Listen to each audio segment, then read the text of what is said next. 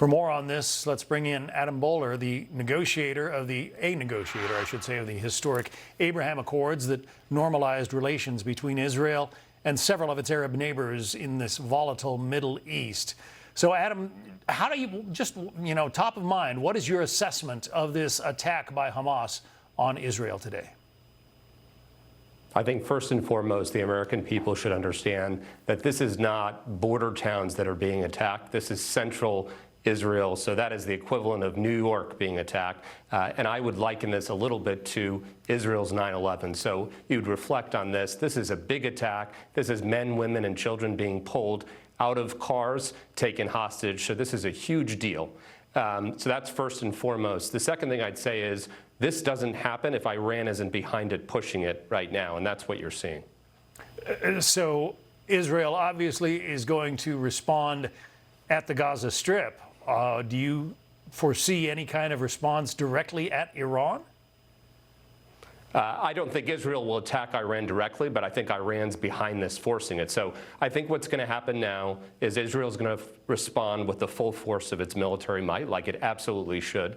And the United States should stand aligned as this happens over the next days and weeks. This isn't going to be an easy path, but Israel is going to do what it needs to do to defend its own borders. At the same time, we should recognize this may expand out past this. It may expand out to Lebanon because Iran is behind that too. And so I think you'll see a proxy war happening here between Iran, Israel, and countries that are supporting peace versus terrorists. We mentioned that you were one of the architects of the Abraham Accords that,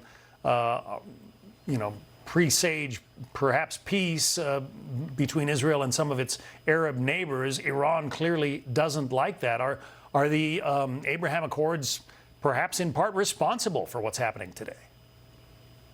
The Abraham Accords, when we worked on them and signed them, formed protection against that, and we were very serious about Iran and what was let through from a financial perspective and what would happen if there was any disruption, and so that protected against it. I think a lot of the timing that you're seeing right now has to do with two things. One is relaxed sanctions on Iran, so they built up more of a financial war chest. And number two, Saudi Arabia has indicated that they're interested in normalizing with Israel. This is Iran's opportunity to try to disrupt Saudi Arabia from normalizing with Israel, and we can't let that happen.